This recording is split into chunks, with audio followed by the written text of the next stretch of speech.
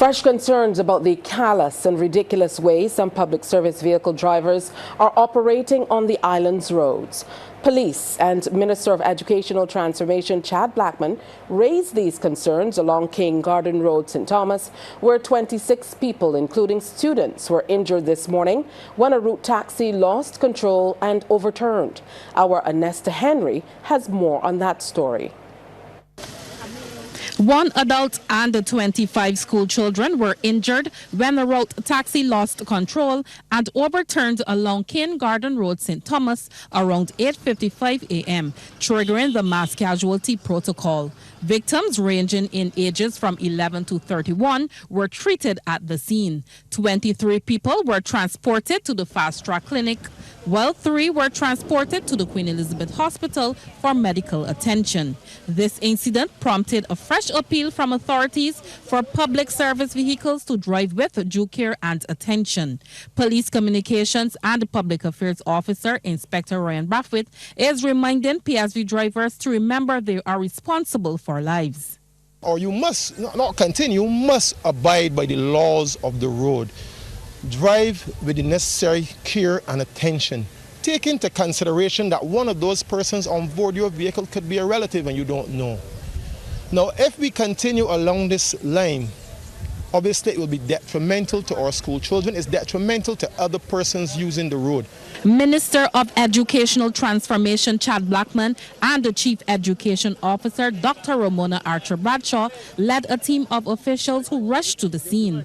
Minister Blackman says he will be engaging in conversations with the representative body for PSV operators and other stakeholders regarding the behavior of some of their drivers on the island's roads. He says it cannot be that children are not safe when they ought to be. When you look at what is happening there, as I said, investigations, of course, are continuing. And I want to make it very clear that the time has certainly passed and perhaps now come that we must also relate how our students engage with the public service vehicles in Barbados.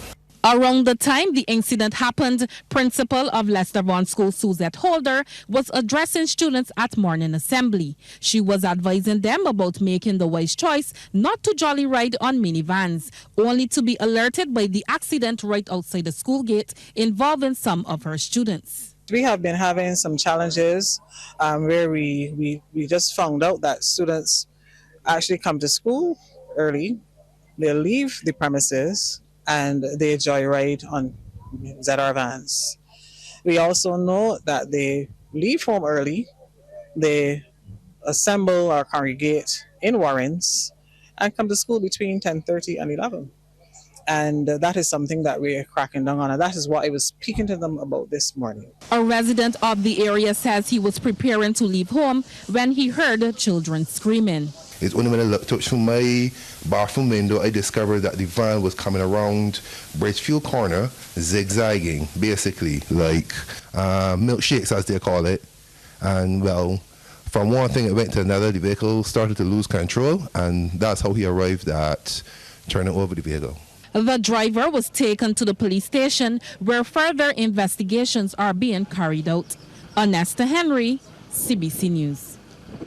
Thanks, Anesta. None of the casualties suffered life-threatening injuries, but a few were serious. That update from Dr. Anne-Marie Cruikshank, head of the Accident and Emergency Department at the Queen Elizabeth Hospital.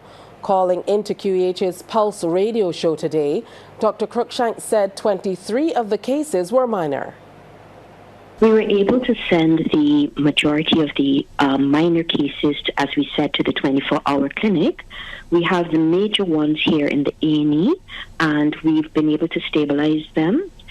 Initial treatment, they've gone for x-rays, and they will have to be referred to the specialist. So those more serious ones, those are the ones we're managing currently in the A&E. And I remember during the last update, non-life-threatening injuries all across the board?